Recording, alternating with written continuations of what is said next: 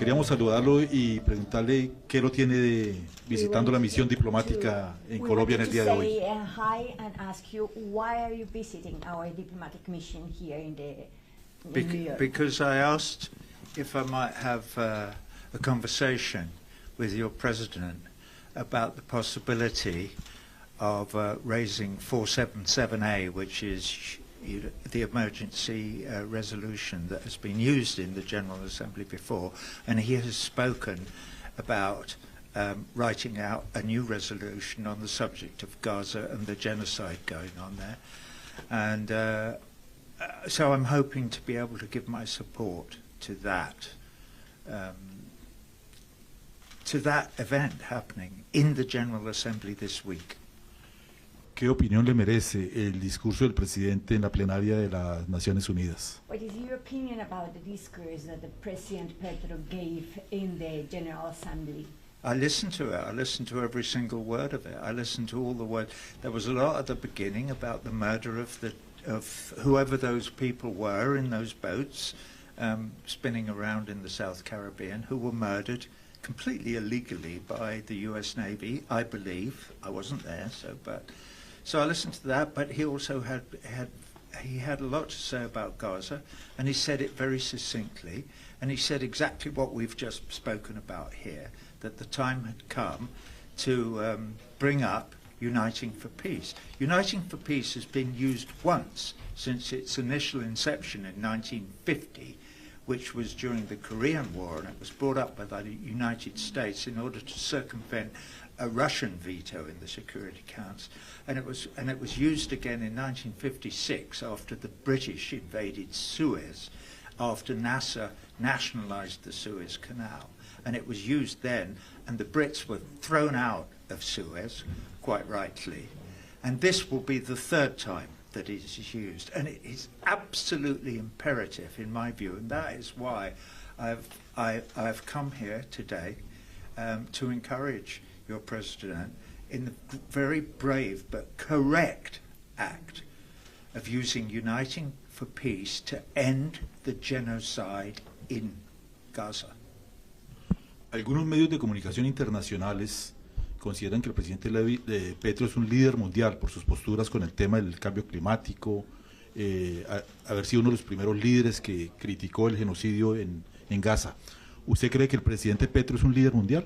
¿Y por qué? Some international media believe that the President Petro is an international leader because of his position in relation to climate change and in relation to the genocide in Gaza. Do you believe or share this idea of him being an international leader? Absolutely. I mean, this is absolutely showing it. I know his work on climate control, and it's extremely important, obviously. But this, to oppose the genocide in Gaza to the extent that your president is threatening to do, and we have to wait to read the resolution that goes before the General Assembly, is fundamentally important to the future of the human race. Our planet is being destroyed by the hegemony of the neoliberal powers who seek to control the world globally for their own advancement. They are lining their own pockets, and they're representing the oligarchs who do that. Okay, and they're doing it at the expense of the lives not just of Palestinians, but of people all over the world. Well, the people of the nations that are represented in the United Nations, which is a body to which I subscribe and believe in, but they're supposed to represent the peoples. The peoples are absolutely united in their disgust for the American and Israeli genocide of the people of Palestine. Today, it's the Palestinians.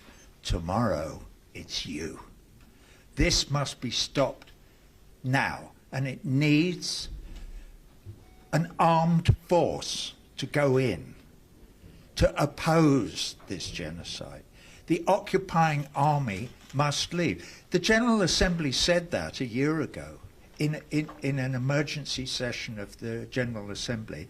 I think it was September the 18th, a year ago. They gave Israel 1 year to leave the occupied territories, to remove the IDF or the IOF from all occupied, that's including East Jerusalem, the West Bank and Gaza. They're still there. And their leaders, the appalling Netanyahu, Smotrich, Ben-Gvir, all of them are saying, no, we are going to expand until we control Greater Israel. And where would they stop there? This has marked resemblances to what happened in Northern Europe in the late 30s, and we all know where that led. En Colombia tiene cientos de miles de admiradores por el legado que nos deja con su música, pero también por sus posiciones políticas. ¿Qué mensaje le quiere enviar a los colombianos? In Colombia, you have thousands of followers, not only because of your music, but also because of the political message that you transmit through it. What would be the message that you want to send today to Colombia's people? Be proud. Be proud of yourselves. For your president to write and present this resolution in an emergency session of the General Assembly of the United Nations in New York is something to be very proud of as a people. And I'm proud of you for supporting Gustavo Petro in this initiative. And I feel quite emotional saying that to you now, as I hope you can tell. This is hugely important, not just to you, the people of Colombia, or the people of South America or Central America, but to the whole world. And I promise you, people are going to follow you. This is going to spread, all right? All the nations of these great United Nations are going to want to be on the right side of history. This is a pivotal moment. There is a moral compass, and we all know what it is. And one of the things that moral compass points to is actually in both the Torah and the Bible and all the old scripts, thou shalt not kill. And here we have a state, the state of Israel, murdering small babies and pregnant women and old people and children and resistance fighters. And they're going to go on until they've killed them all. And it is wrong. And the people of the world know that it is wrong. So we, the people of the world, thank your president and you, the people of Colombia, for taking a stand. And in the General Assembly, I promise you, the unaligned nations will stand with you. We are sick of the United States of America's stick and carrot democracy, or not democracy, there's nothing democratic about it, but the idea of diplomacy. Do what we want, or we'll kill you, or destroy your economy, or we'll lend you money. They're all equally evil.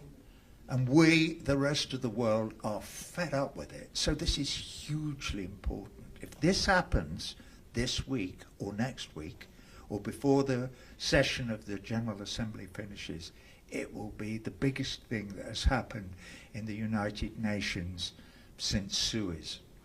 That's a long time.